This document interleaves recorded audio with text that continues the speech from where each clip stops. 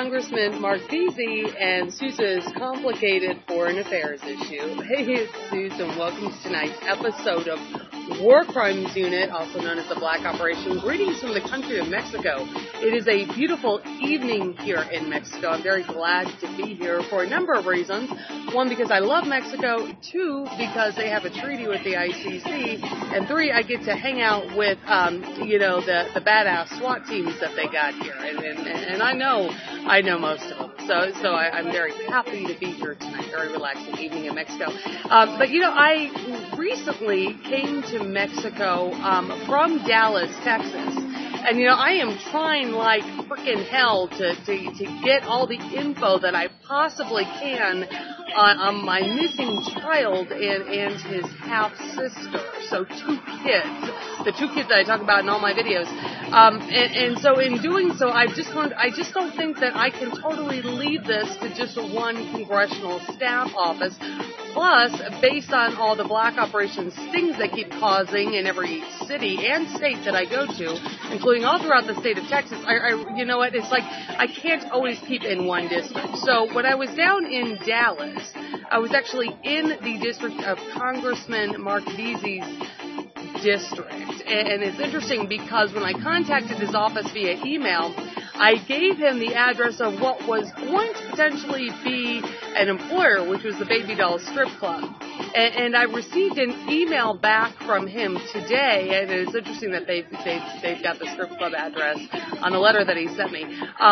So anyway, I'm very, very happy because that was just the other day that I emailed their office on this complicated foreign affairs issue. It's terrorism related to two kids. There's all kinds of discrepancies with the State Department, but mainly that has to do with the plea bargain of these children, and that is caused by the FBI, and then that is being back-end stamped by their little cohort friends in the CIA. So very complicated in trying to weed through this because I think that the State Department would really probably get the kids, if they could. So I'm trying to get as much information as possible. I got an email today. They want me to contact their foreign affairs specialist in Washington, D.C. So I guess as soon as I can afford to buy a phone, I'll get right on that. So the interesting part about in this letter is that there was a lot of smaller print, but then in capital, more larger print, in larger type print, I encourage you to keep in contact with me in our office. Maybe me saying something to do with the International Criminal Court. Maybe somebody that is experienced in foreign affairs could probably be able to apply that. And who knows, if you get the right person, the right staff member that's smart enough to figure out who the ICC is, they can probably do a little research even on their own, even with the Secret Service, and figure out that my whole family has been made to disappear. So it's forced disappearance versus genocide, you see.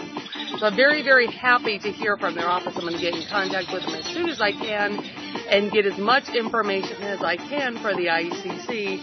And in the event that I end up asking another country for help legally under human rights criminal violations, then that would also be beneficial for them as well. So that's tonight's episode of War Crimes, or the Black Operation. Keep your stun gun, machine gun, AK-47, or any other automatic weapon handy. There's real criminals and terrorists out there.